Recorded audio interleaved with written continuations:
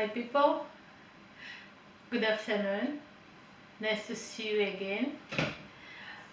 Sorry I haven't been recording for some good time, but just because there were issues here and there, and I just didn't want to bring in anything.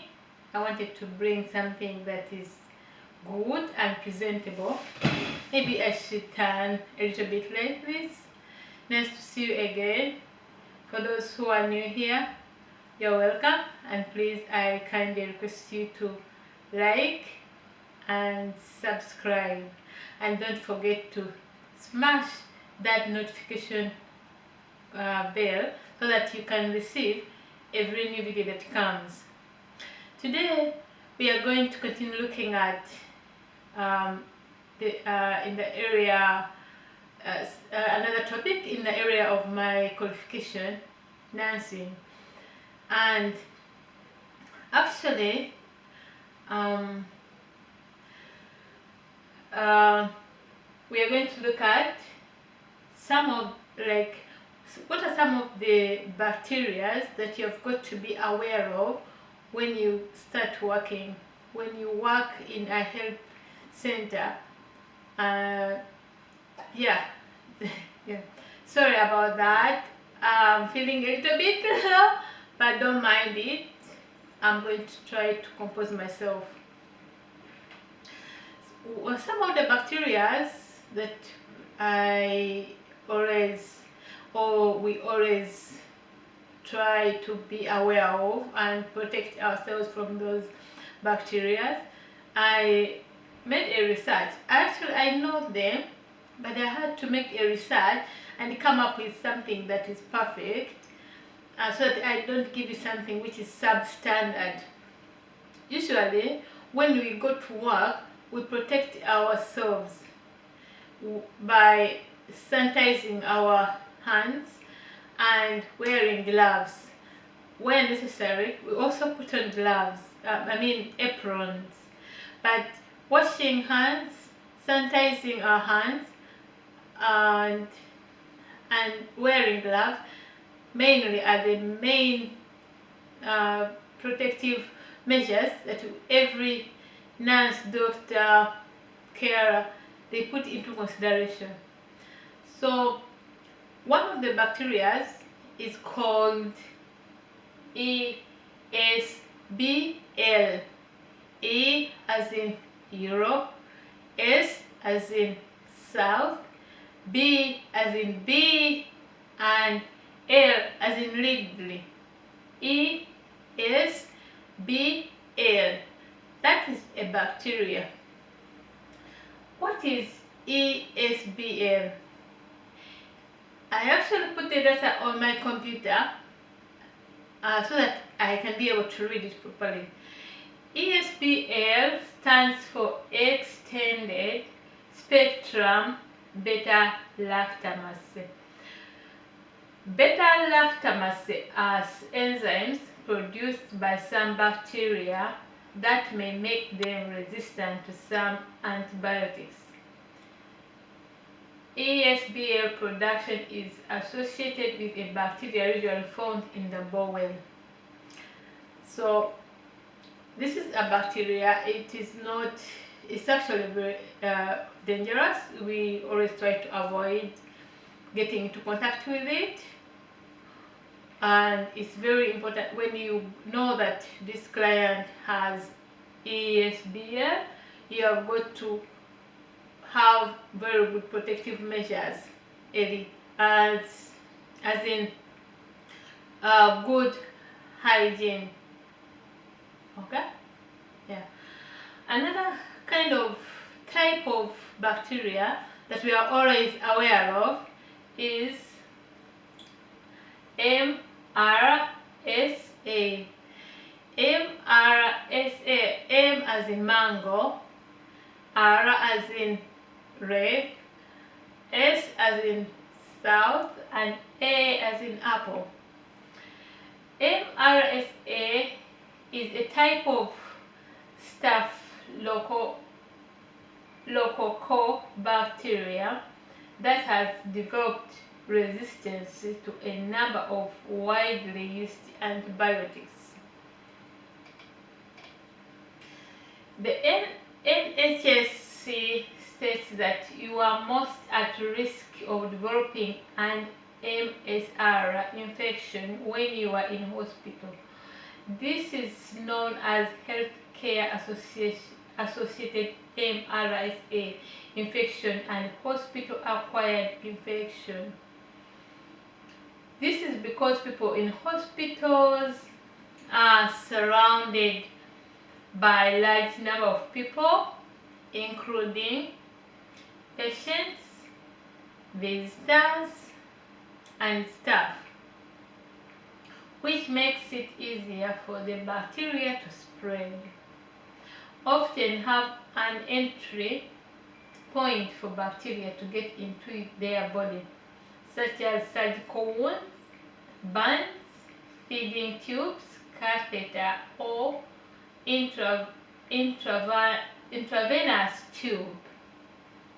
Tend to have more complex health problems than the general population, which makes them more vulnerable to infection. Some people find that oxygen therapy helps them to recover from MRSA. This is because oxygen therapy can help to combat infection, accelerate healing, reduce pain, increase energy, reduce inflammation.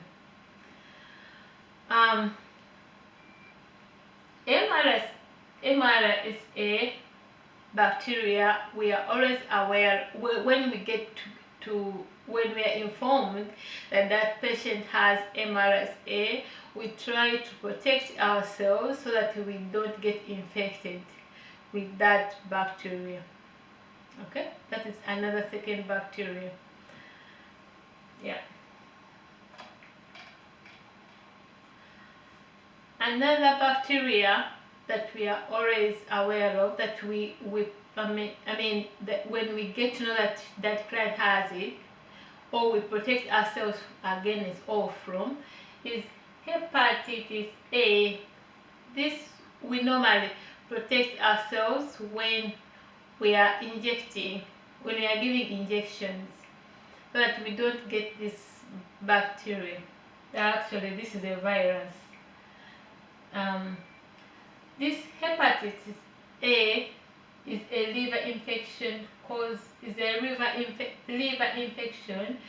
by a virus that is spread in the poo of an infected person. It's uncommon in the UK, but certain groups are at risk. This includes travelers to parts of the world with poor levels of sanitation, men who have sex with men, and people who ingest drugs. Hepatitis B can be unpleasant, but it's not usually serious, and most people make a full recovery within a couple of months. Yeah, just like I've said, that we nurses, doctors, and all people who work in health centers and give injections, they try to be aware of this virus and they protect themselves from getting it. Okay? I'm trying to make everybody aware of these dangerous viruses and bacteria, so that you don't get infected in case you start working in a health care environment, in case you are new, in case you don't have any working experience in a healthcare environment. These are some of the things that you've got to be aware of. Another one is, sorry for that.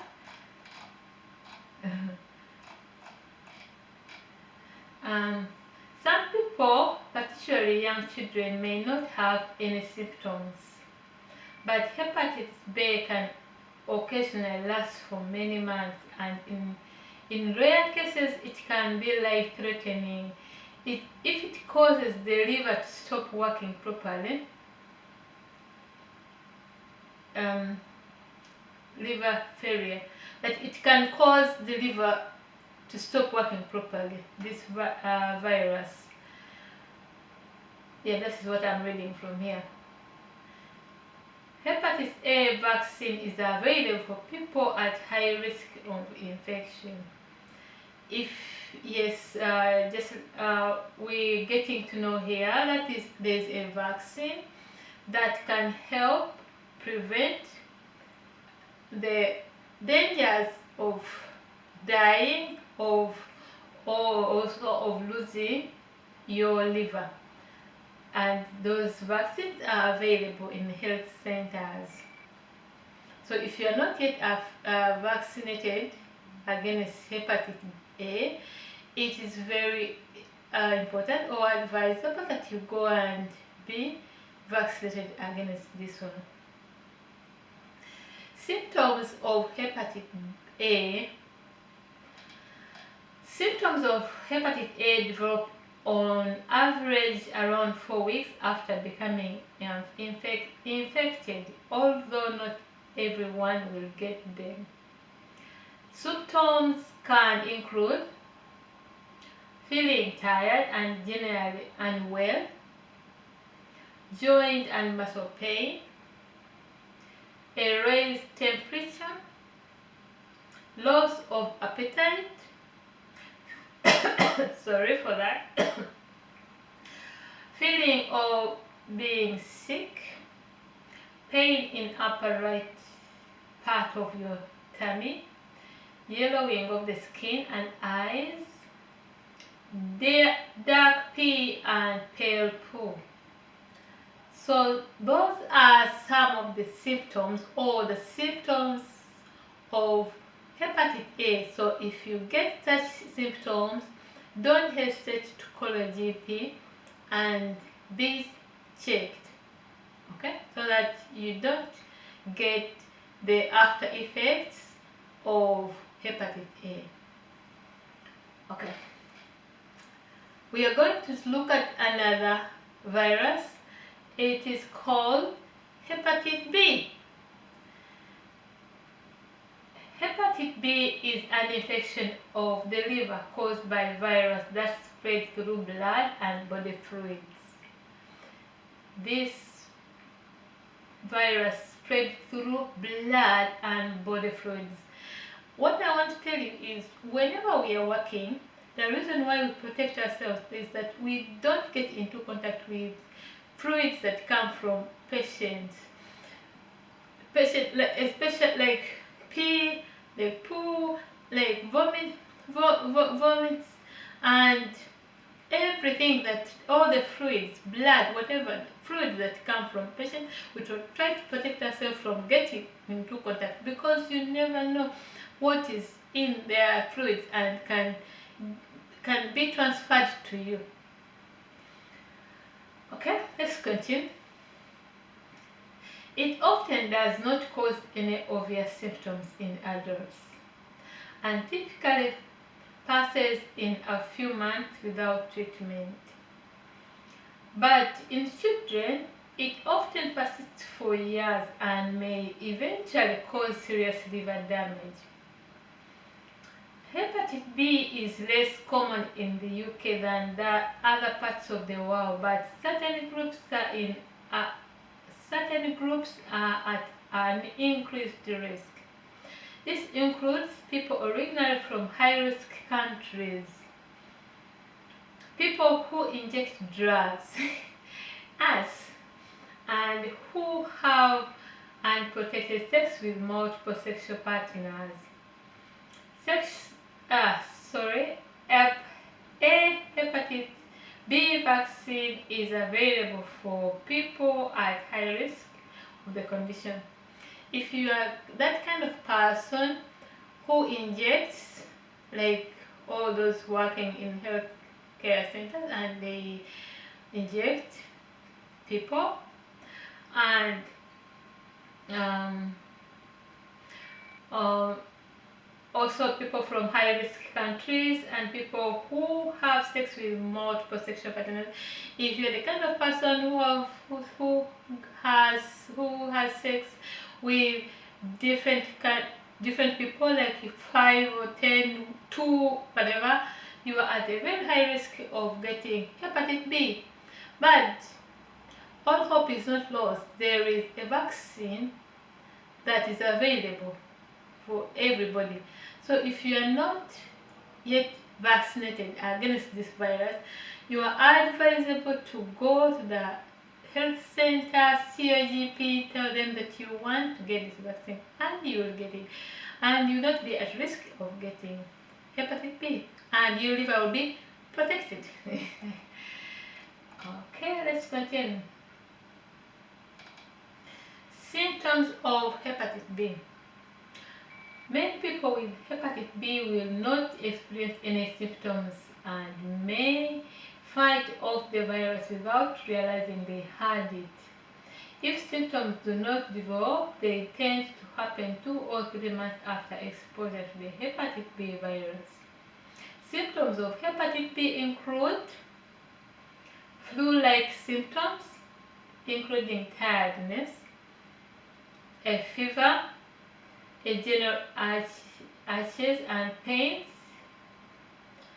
loss of appetite, feeling and being sick, diarrhea, tummy pain, yellow of the skin and eyes. These symptoms will usually pass within 1 to 3 months. Acute hepatitis B, although occasionally the infection can last for 6 months and more. Chronic hepatitis B. Okay, those are the symptoms of hepatitis B. If you happen to get those symptoms or you see somebody who has those symptoms, please go and check with your GP and see if you have this dangerous disease like this, this hepatitis B, and you will get help before you lose it all. We are looking lastly at hepatitis C. Hepatitis C is also another virus. This is a virus that can infect the liver. If left untreated, it can sometimes cause serious and potentially life-threatening damage to the liver over many years. But with modern treatments, it's usually possible to cure the infection, and most people, it will have a normal life expectancy. It's estimated around 215,000 people in the UK have hepatitis B, C. If you can become infected with it, if you come into contact with the blood of an infected person. You can become infected with it if you come into contact with the blood of an infected person. Symptoms of hepatitis C. Before I go to the symptoms of hepatitis C, I want to tell you that if this virus is left untreated, it will affect and destroy your liver, and it is also transferred through the fluids and especially blood of an infected person. These are the symptoms of hepatitis C. Hepatitis C often does not have any noticeable symptoms until the liver has been significantly damaged. Wow. This means many people have the infection without realizing it. This is actually very scary. It says hepatitis C often does not have any noticeable symptoms until the liver has been significantly damaged. What does this tell us? That it is very important to go and be vaccinated against this virus, because it is that dangerous. It will eat you, and unknowingly, quietly, without knowing that it's eating you, and the time you realize it, it's too late. Your liver is completely destroyed. Okay, so we are looking at the symptoms. Hepatitis C often does not have any, oh sorry, this means many people have had infection without realizing it. When symptoms occur, they can be mistaken for another condition. Symptoms can include flu-like symptoms such as muscle aches and a high temperature, fever, feeling tired all the time, loss of appetite, tummy, abdominal pain, feeling and being sick. The only way to know for certain if these symptoms are caused by hepatitis C is to get tested. You see, these symptoms are somehow similar, so it is very important before you make your conclusions as to what is really disturbing you to go and be tested, and so that you know what actually is disturbing you and get help, because help is there. Some people don't actually want to go and be checked and be tested to know what is actually happening, and then they self-treat themselves, like if they feel like sick, they get Panadol, and the disease is growing, which is not good.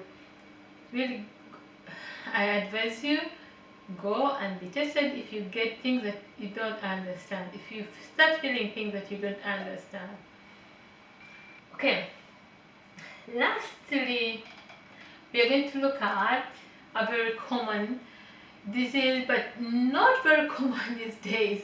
It was common long time ago when I was still young and growing, but of recent there is medicine and it's no longer a threat. It was a very, very big threat. I don't know if people are beginning to guess this virus that I'm going to talk about, but it is called HIV. With people who inject patients, we always try to protect ourselves a lot so that we don't get affected by this disease. Yes, despite the fact that this disease has treatment, but who wants to take medicine all the time? And it's actually very expensive to be taking medicines all the time. So that's why we are very, very, very careful. If you are new here, if you are an upcoming nurse, carer, doctor, whatever, be careful so that you don't get affected. You don't want to be sick, you don't want to be buying medicine, you don't want to be taking medicine all the time. Remember, medicine is poison. Okay, let's continue. HIV. HIV stands for Human Immunodeficiency Virus. Is a virus that damages the cells of your immune system and weakens your ability to fight everyday infections and diseases. This virus is really terrible. It weakens your ability to fight everyday infections and diseases. If your body cannot fight infections, that means you're going to be sick all the time. Anything small can put you down. That's why you have to be very, very careful.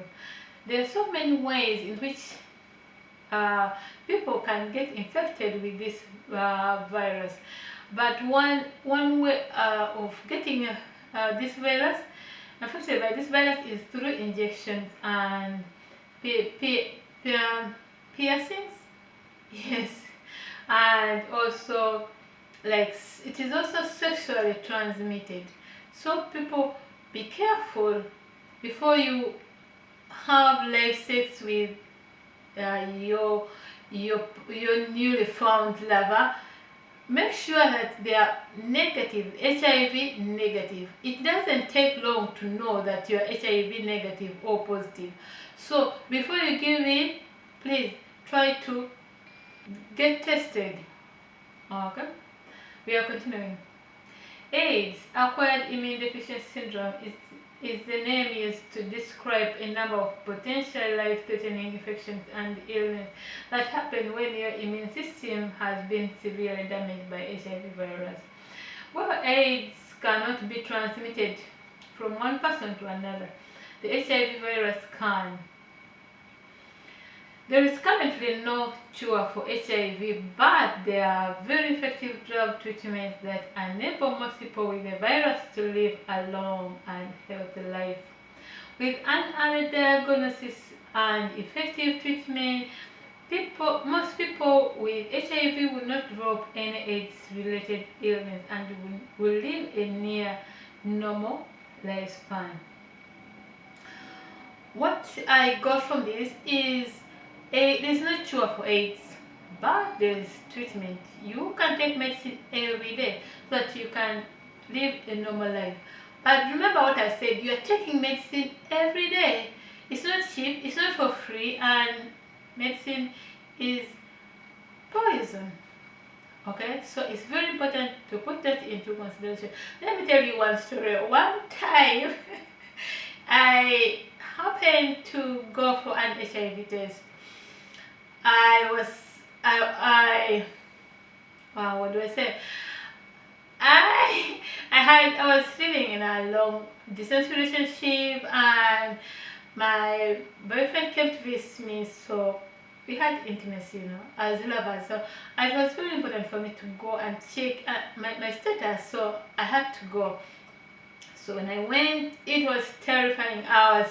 My heart was pumping. I didn't know what my status was by then, after being intimate with my long distance relationship, like boyfriend. So I went. I wanted to know. You know why I went? Because of my profession. I believe that by knowing, it's better to know than not to know. So I went in Uganda. They tested me. Oh my God! I was not breathing. I was sweating. But when the lady came, she told me I was HIV negative, and I was like, oh, thank God I'm HIV negative, and I have to be very, very careful again. How careful? But I have to be very, very careful. I know sometimes you're taken up like that, but you have to be careful. So why I'm telling you to go and know your status, because I know my status right now. I tested for HIV, and I'm very sure I'm HIV negative, not for negative. Hello, good evening again. I'm sorry for what happened. My battery ran down when I was still in the middle, and I really apologize for that. But we can go ahead with our topic. I was actually on the symptoms of HIV infection. Okay, most people experience a short flu-like illness 2 to 6 weeks after HIV infection, which lasts for a week or two. After the symptoms disappear, HIV may not cause any symptoms for many years, although the virus continues to damage your immune system. I've actually covered all this, but I'm just going through just for the sake. Emergency anti-HIV medicine called post-exposure prophylaxis, in abbreviation PEP, may stop you becoming infected if started within 72 hours of possible exposure to the virus. It's recommended that you start it as soon as possible, ideally within 24 hours. What this actually means that if you suspect that maybe you may have acquired this disease before uh, 72 hours uh, expire, you can take this medicine and it can prevent you from getting the disease. And early diagnosis means you can start treatment sooner, which can improve your chances of controlling the virus, reduce the risk of becoming more unwell, and reduce the chance of passing virus to others. What this actually means is if you go and they examine you, they check you and know that you have HIV, this will help you to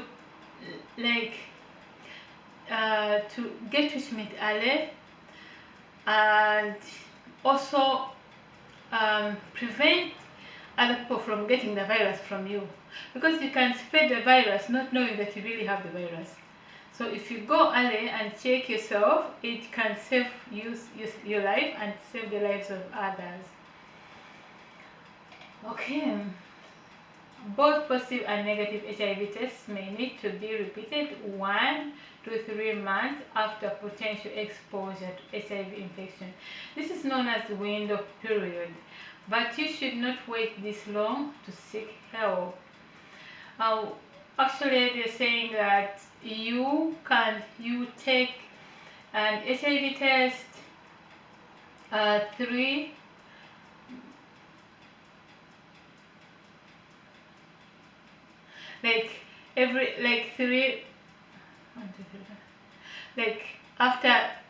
after 3 months you take an HIV test.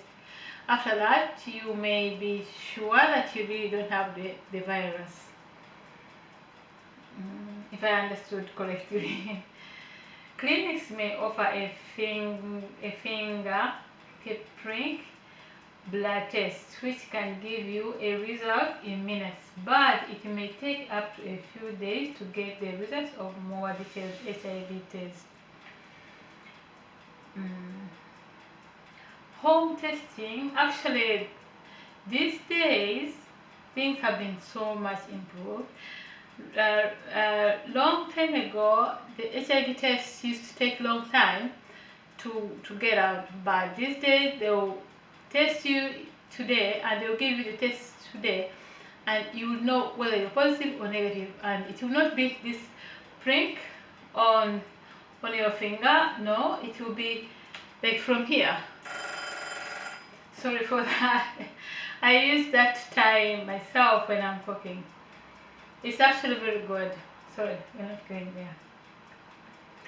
Home testing or home sampling kits are available to buy online or from pharmacies, depending on the types of tests you use.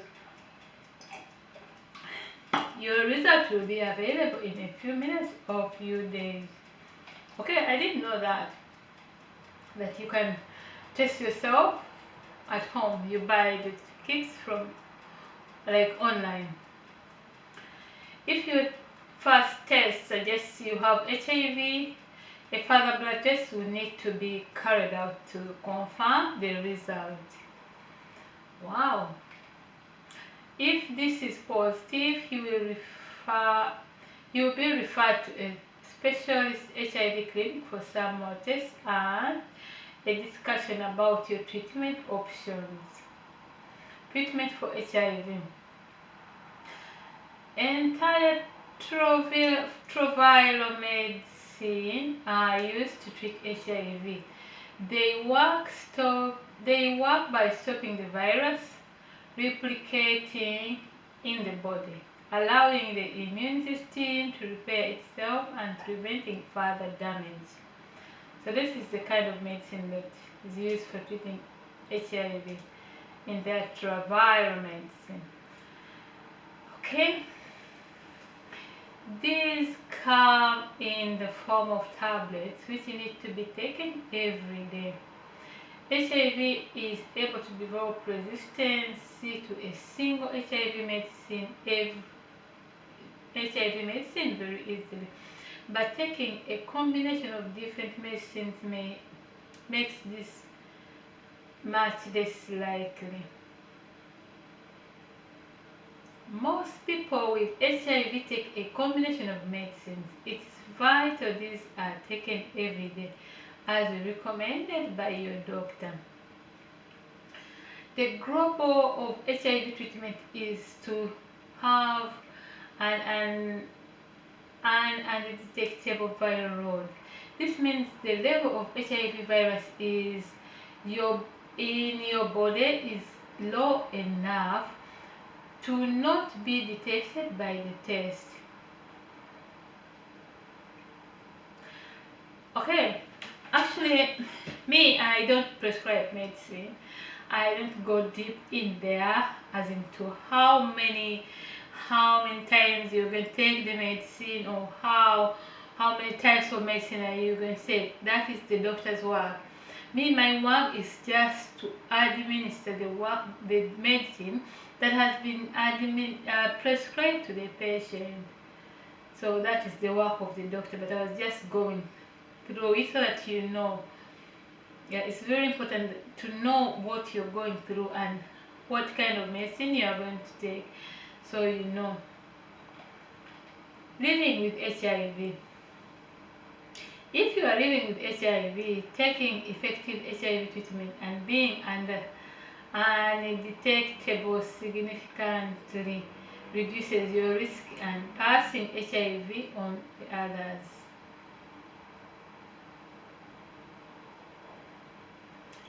What actually this means that it is very important that if you're living with HIV, if you're HIV positive, take your medicine as prescribed by the doctor in time, and this will help you to reduce the risk of passing the virus to other people, and it will also help you to keep healthy.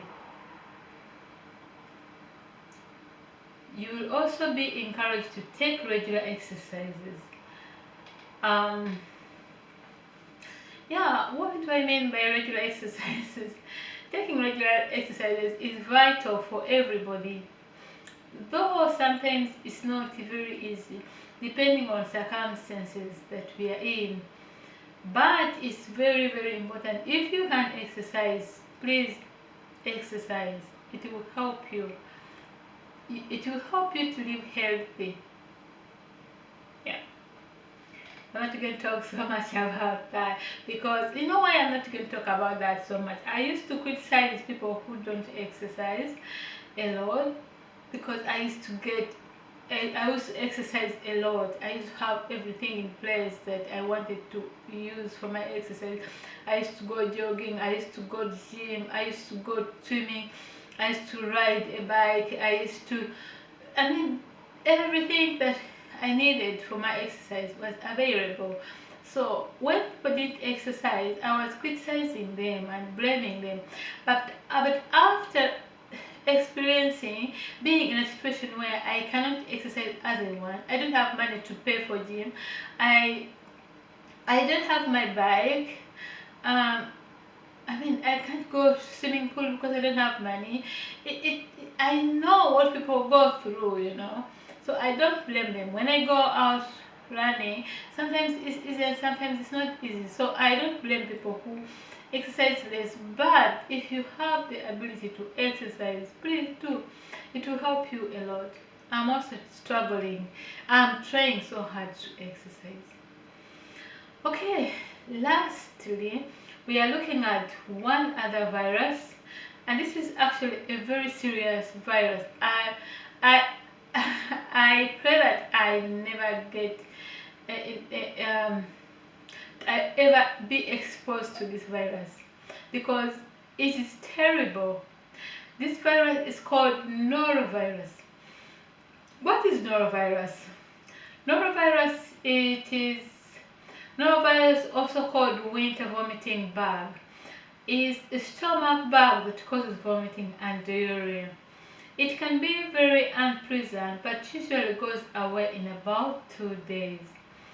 Check if you have norovirus.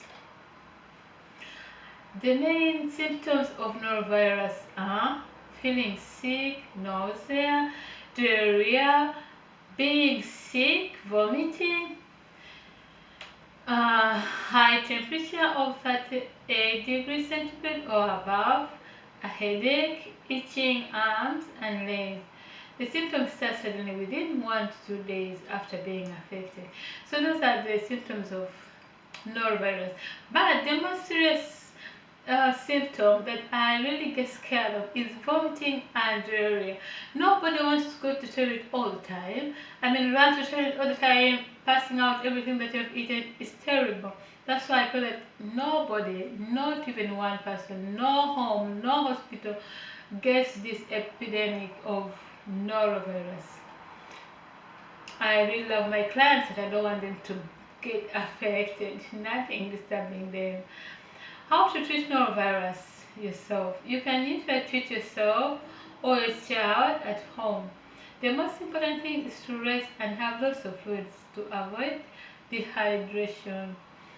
You should start to feel better in 2 to 3 days.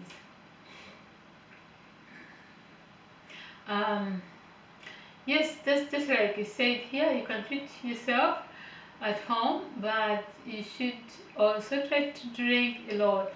Don't drink beer. Drink fruits like juices, like water. You can take water. You can take juices like passion fruit or apple juice. Sorry about when I said omena. Omena is the same as apple. Omena is Finnish language. I'm a Finn, I'm a Ugandan. So when you hear something that you don't understand, I'll try to explain. But please don't judge me. I'm trying so hard to speak only English. But Finnish is my third language, and I'm proud to be a Finn. I love my Finnish language.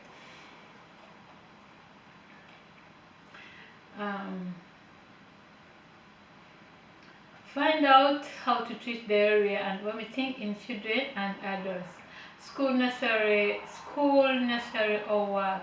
Stay off school or work until you have not been sick or had diarrhea for up to at least 2 days. This is when you are most infectious. If you have been suffering from norovirus, don't go to work or to school or socialize in any way until when you have been feeling well for at least for 2 days. If you feel well for 2 days, then you can continue with your normal routine of going to work, of going to school, going to other things, because by going to socialize with and mingle with other people, you will transmit this disease to them, which is not okay. And nobody wants to work when they are not feeling well. It's very difficult to work when you're not feeling well. Actually, it's mandatory. If you're sick, you don't go to work. Nor do you go to school or things like that.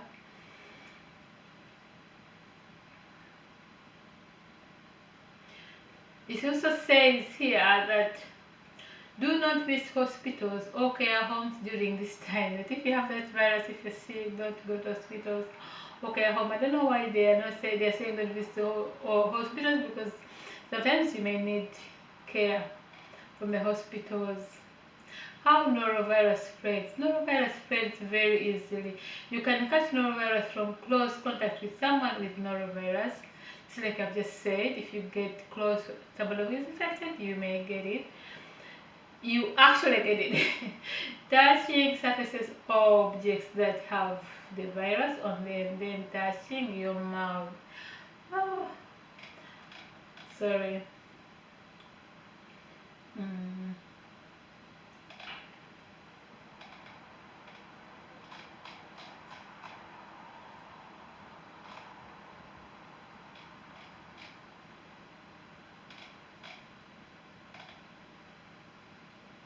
I keep actually saying that last. I'm sorry about saying last, but I find here that I was getting more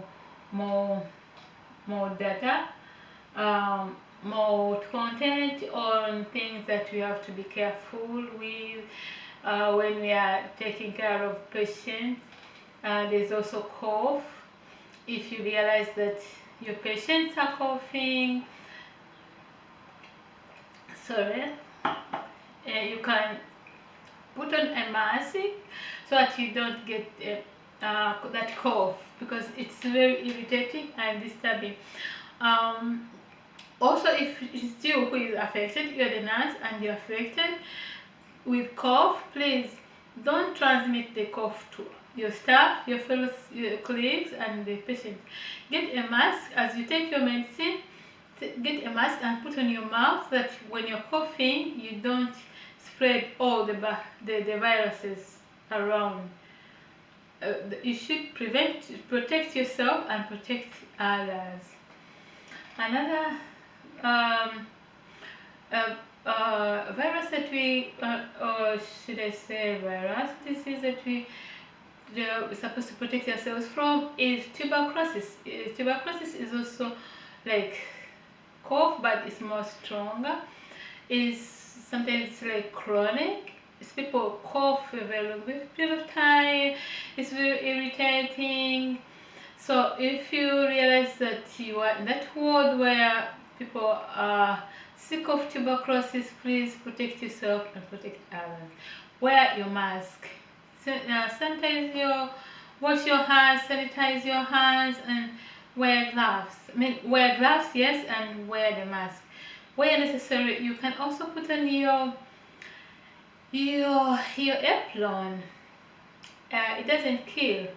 By protecting yourself, wearing properly, it doesn't kill. It doesn't.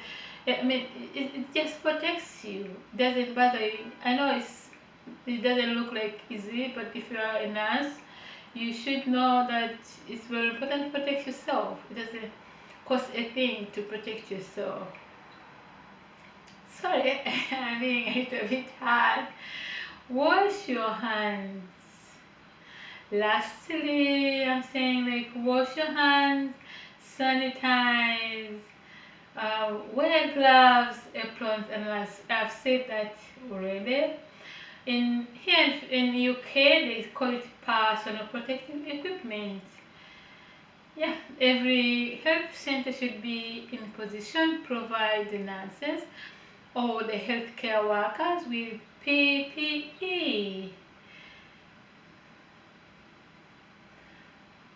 Urgent advice: if you're sick, you can, and you are in UK here, you can call 111, and you will be taken care of.